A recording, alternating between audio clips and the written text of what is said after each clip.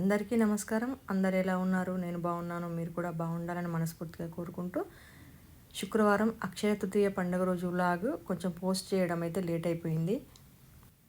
నేనైతే పండగ ముందు రోజు గురువారం సాయంత్రము పూజా రూమ్ అనేది ఏ విధంగా క్లీన్ చేసుకున్నాను, ఇంటిని ఏ విధంగా క్లీన్ చేసుకున్నాను అనేది ముందు వ్లాగ్లో షేర్ చేశాను. నేను ముందు రోజు క్లీనింగ్ ప్రాసెస్ అంతా అయిపోవడం వలన పూజ రోజు కొంచెం సులువుగా అయిపోయింది పూజ.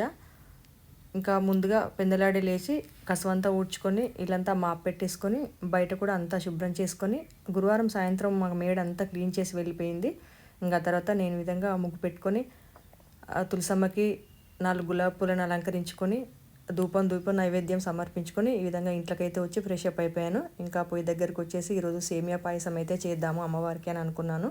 ఇంకా సేమియా పాయసం చేయడానికైతే ప్రిపేర్ అయ్యాను. గురువారం సాయంత్రమే స్టవ్ ప్లాట్ఫామ్ అంతా క్లీన్ చేసుకున్నాను డిన్నర్ కంప్లీట్ అయిపోయిన తర్వాత.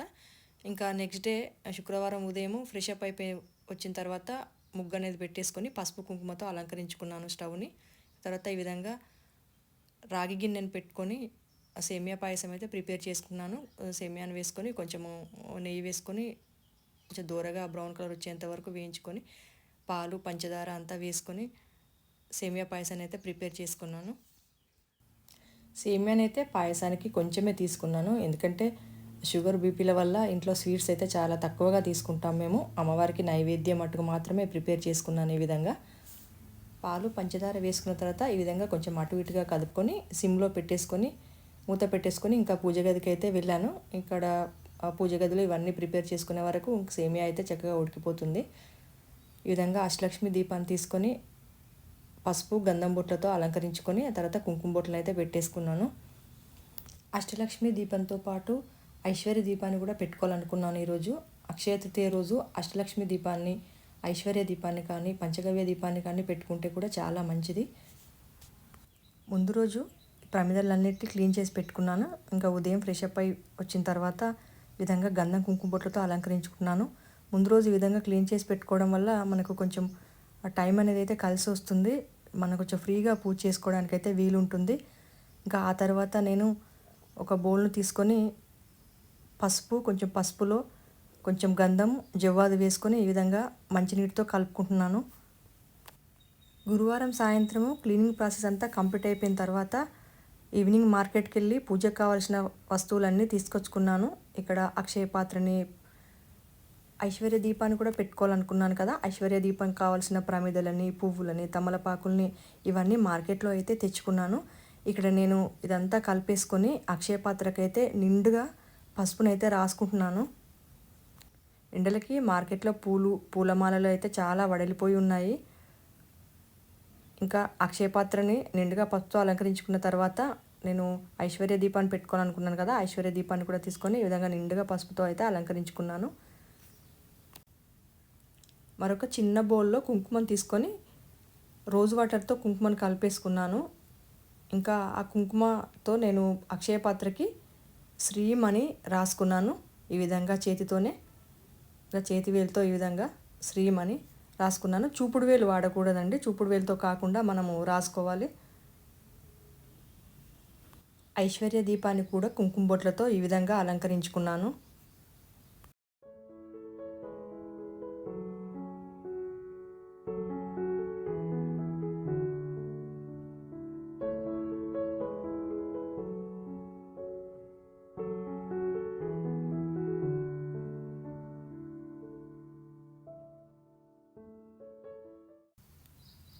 చూడండి, ఈ విధంగా పూజకు అన్నీ రెడీ చేసుకున్నాను. అక్షయ పాత్రని, ఇంకా లక్ష్మీ అమ్మవారిని అర్చన కోసం, వినాయకుడిని, చిన్న లక్ష్మీ అమ్మవారిని. ఈరోజు ధనలక్ష్మి కొంచెం తప్పకుండా పెట్టుకోవాలండి, చాలా మంచిది. ధనలక్ష్మి కుంచానికి కూడా గంధం కుంకుమ బొట్టుతో అలంకరించుకొని ప్రమిదలను, అష్టలక్ష్మి ప్రమిదను గంధం కుంకుమ బొట్టుతో అలంకరించుకున్నాను. ఇక్కడ కలశానికి కూడా గంధం కుంకుమ బొట్లు పెట్టుకున్నాను. కొన్ని విడిపూలు, చామంతులు, పసుపు రంగు గులాబీలు తెచ్చుకున్నాను. ఇంకా చామంతి మాలలు అయితే చాలానే తెచ్చుకున్నాను మనకు పటాలకంద అలంకరించుకోవడానికి. ఈరోజు శ్రీ మహావిష్ణువుని కూడా పూజిస్తే చాలా మంచిది. అందుకని వెంకటేశ్వర స్వామి ప్రతిమను, లక్ష్మీదేవి ప్రతిమను ముందు రోజే క్లీన్ చేసుకొని గంధం కుంకుమ బొట్లతో అలంకరించుకున్నాను. ఇంకా పూజకు అన్నీ సిద్ధం చేసి పెట్టుకున్నానండి. నిత్య పూజ ముందుగా చేసుకొని పూజ గదిలో నాకు అంత స్పేస్ ఉండదు కాబట్టి నేను పూజ గది ఎదుర ప్రత్యేకమైన పీఠాన్ని ఏర్పాటు చేసుకొని ఒక వాల్కి పైన ఈ విధంగా వెంకటేశ్వర స్వామి పటాన్ని అయితే పెట్టుకొని చామంతి మాలను సమర్పించుకొని స్వామివారికి చామంతులను గులాబీలతో ఈ ఫోటోని అయితే ఈ విధంగా అలంకరించుకుంటున్నాను. ముందుగా వెంకటేశ్వర స్వామి పటాలు ఎన్నో ఉన్న ఇంట్లో ఈ పటం అంటే నాకు చాలా ప్రత్యేకమైన ఇష్టము. ఎందుకంటే మా చెల్లెలు తిరుపతి నుంచి తీసుకొచ్చింది నా కోసం. స్వామివారు చాలా ఫ్యాన్సీగా ఉంటారు. బ్యాక్గ్రౌండ్ నలుపుతో గోల్డ్ కలర్ థీమ్తో చాలా బాగుంటుంది ఫోటో. ఆ తర్వాత ఒక పీఠం ఏర్పాటు చేసుకొని ఒక రెడ్ కలర్ క్లాత్ని వేసుకొని అమ్మవారి ఫోటోని అయితే పెట్టుకున్నాను.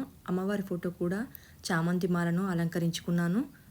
ఇంకా స్వామివారి కిందనే ఇంకా అమ్మవారు వచ్చేటట్టుగా పీఠాన్ని అయితే ఏర్పాటు చేసుకున్నాను. అవి తర్వాత ముందుగానే అలంకరించుకున్న ప్రమిదలను అయితే ఈ విధంగా పెట్టేసుకున్నాను. ప్రమిదల్లో వత్తులు అవన్నీ వేసుకొని నూనెని వడ్డించుకున్నాను. తర్వాత ధనలక్ష్మి కుంచాన్ని అమ్మవారి ఎదుర ఏర్పాటు చేసుకున్నాను. నేను ధనలక్ష్మి కుంచాన్ని ఏ విధంగా ఏర్పాటు చేసుకోవాలో మన ఛానల్లో ఉందండి. ఇక్కడ ధనలక్ష్మి కుంచాన్ని ఏర్పాటు చేసుకుని నేను పైన చిన్న అమ్మవారిని పెట్టేసుకుంటాను. అమ్మవారికి ఇష్టమైన మంగళకరమైన వస్తువులను లక్ష్మీ అమ్మవారి ఫోటో ముందైతే ఏర్పాటు చేసుకుంటున్నాను. లక్ష్మీ గవ్వలు, చిట్టి గాజులు, తామర గింజలు, గోమతి చక్రాలు, గురువింద గింజలు, ఇంకా పప్పు దినుసులు, పసుపు కొమ్ములను పెట్టుకొని 5 బౌల్స్లో నిండుగా అలంకరించుకొని అమ్మవారి పటం ముందైతే పెట్టేసుకున్నాను. అక్షయపాత్రలో కల్లుప్పునైతే వేసుకుంటున్నాను. అక్షయపాత్రను కింద అస్సలు పెట్టకూడదండి. కింద ఒక ప్లేట్ కానీ ఏదైనా మట్టి ప్రమిద కానీ పెట్టుకొని ఆ పైన పెట్టేసుకొని ఈ విధంగా కల్లుప్పునైతే వేసుకుంటున్నాను. నేను ఇక్కడ కింద పెద్ద మట్టి ప్రమిదను పెట్టుకొని అక్షయపాత్రను ఏర్పాటు చేసుకున్నాను. ఇంకా కల్లుప్పు నిండుగా 3 గిప్పుల నిండా వేసుకున్న తర్వాత ఒక రెడ్ క్లాత్లో ఒక రాగి నాణం కానీ, రాగి నాణం అందుబాటులో లేకుంటే మామూలు ఒక రూపాయి కాయిన్ కానీ ఆ రెడ్ క్లాత్లో పెట్టుకొని కల్లుప్పు పైన పెట్టుకోవాలి. ఆ తర్వాత కొంచెం పసుపు కుంకుమ వేసుకొని ఈ విధంగా కొంచెం డబ్బులను అయితే ఏర్పాటు చేసుకోవాలి పైన. ఆ తర్వాత అమ్మవారి ఫోటో పక్కన ఒక ప్లేట్ని ఏర్పాటు చేసుకొని ఈ విధంగా ఏర్పాటు చేసుకున్న అక్షయపాత్రను పెట్టేసుకొని కొన్ని పూలతో అలంకరించుకున్నాను. ఇంకా ఆ పక్కన అష్టలక్ష్మి దీపాన్ని కూడా ఒక ప్లేట్ని ఏర్పాటు చేసుకొని అష్టలక్ష్మి దీపాన్ని పెట్టుకునేసి పూలమాలతో అయితే అలంకరించుకున్నాను.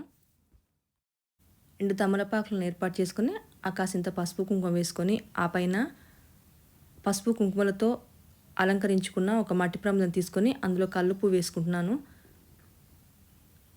ఇంకొక ప్రమిదను పెట్టుకొని నూనెను వడ్డించుకొని ఒత్తిని వేసుకొని ఐశ్వర్య దీపాన్ని అయితే వెలిగించుకున్నాను. అష్టలక్ష్మి దీపాన్ని, అమ్మవారి ముందు ప్రమిదలను అన్నింటినీ ఈ విధంగా ఏకహారతితో వెలిగించుకోవాలి.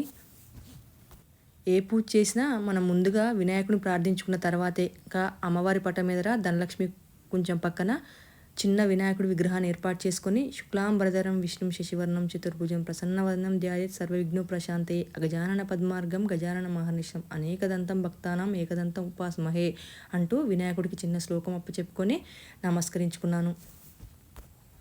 తర్వాత లలిత అమ్మవారికి పూలను సమర్పించుకుంటూ ఏవో నాకు వచ్చిన చిన్న చిన్న శ్లోకాలను అయితే చదువుకున్నాను. శ్రీ లక్ష్మీ క్షీర సముద్రరాజతనయాం శ్రీరంగ దామేశ్వరిం దాసీభూత సమస్త దేవవనితాం లోకైక దీపాంకురాం శ్రీ మన్మంద కటాక్ష లబ్ధ విభవత్ బ్రహ్మేంద గంగాధరాం త్వాం తైలోక్యం కుటుంబినిం సరసిజం వందే ముకుంద ప్రియాం అంటూ అమ్మవారిని మనస్ఫూర్తిగా పూజించుకొని ఒక నమస్కారం తెలుపుకున్నాను. అమ్మ అందరినీ చల్లగా చూడు, అందరిలో మమ్మల్ని కూడా ఉండేట్టు చూడు అని అమ్మవారికి అయితే ఈ విధంగా శ్లోకాలను చదువుకుంటూ పూజించుకున్నాను. తర్వాత స్వామి అమ్మవార్లకి పంచహారతిని, కర్పూర హారతిని, నైవేద్యాన్ని సమర్పించుకొని నా పూజను అయితే ముగించుకున్నాను. పూజ అంతా పూర్తయిన తర్వాత చూసుకుంటే చాలా అద్భుతంగా, చాలా సంతోషంగా పూజ చాలా బాగా జరిగినట్టుగా అనిపించింది. మనసుకైతే చాలా అంటే చాలా సంతోషంగా అనిపించింది. అమ్మవారిని ఎన్నిసార్లు చూడాలనిపించింది. ఈ అమ్మవారి ప్రతిమ అంటే కూడా నాకు చాలా ఇష్టం అండి. నేను చాలా ఇష్టంగా అమెజాన్ నుంచి ఆర్డర్ పెట్టి తెప్పించుకున్నాను. అమ్మవారి విధంగా పద్మాసనం వేసుకొని కూర్చున్నట్టుగా ఉంటారు. ప్రత్యేకించి అక్షయపాత్రను ఈరోజే ఏర్పాటు చేసుకోవాలి, ఎంతో కొంత బంగారాన్ని ఈరోజే కొనుక్కోవాలి అనేది ఎందుకు వచ్చింది అంటే లక్ష్మీదేవి ప్రత్యేకించి ఈరోజే అక్షయపాత్రను ఏర్పాటు చేసుకోవడం వలన, ఎంతో కొంత బంగారం ఈరోజే కొనుగోలు చేయడం వలన శ్రీ మహాలక్ష్మి సిరి సంపదలతో మన ఇంట్లో కొలువై ఉంటుంది, ఇల్లు లక్ష్మీకళతో కళకళలాడుతూ ఉంటుంది అనేది ఒక భక్తుల నమ్మకము. అందుకనే ఈరోజు ప్రత్యేకించి అక్షయపాత్రని, ధనలక్ష్మి కుంచాన్ని ఏర్పాటు చేసుకుంటారు. ఎంతో కొంత బంగారాన్ని కూడా కొనుగోలు చేసుకోవాలని అనుకుంటూ ఉంటారు. అక్షయ తృతీయ రోజున విశేషమైన పూజలు చేయటం వలన, యజ్ఞాలు చేయటం వలన మంచి ఫలితాలు కలుగుతాయని భక్తుల నమ్మకము. అదేవిధంగా ఈరోజు దాన ధర్మాలు లాంటివి చేయటం వలన కూడా చాలా మంచి జరుగుతుంది. ఆ లక్ష్మీదేవి కటాక్షం మనపైన ఎల్లవేళలా ఉంటుందని మన నమ్మకం. శ్రీహరి శ్రీ మహాలక్ష్మిని వివాహమాడిన రోజు ఈ అక్షయ తృతీయ రోజు. అందుకే చాలా అద్భుతమైన రోజు ఈరోజు. బంగారం రేటు విపరీతంగా పెరిగిపోవడంతో కొనుక్కోలేకపోతున్నాం. అందుకే చిన్న దానమైనా చేసి మనము సంతోషించవచ్చు. నేను కూడా బంగారం ఏమీ కొనుక్కోలేదండి. ఇంట్లోనే మనస్ఫూర్తిగా ఈ విధంగా పూజనైతే ఆచరించాను. స్వామి అమ్మవార్లని పూజనంతా ఇలా చక్కగా చూసేసరికి ముచ్చటేసింది. ఇంకా అసలు బంగారం కొనుక్కున్న దానికంటే ఎక్కువగానే సంతోషాన్ని అయితే పొందానని చెప్పవచ్చు. మీరు కూడా అక్షయ తృతీయ పండుగ రోజు పూజను బాగా చేసుకున్నారని అనుకుంటున్నాను. నా పూజ వీడియో మీకు కూడా నచ్చాలని కోరుకుంటున్నాను. ఇవాళకైతే ఇంతేనండి వీడియో. మరో మంచి వీడియోతో మళ్ళీ కలుద్దాం. అంతవరకు బాయ్ అండి.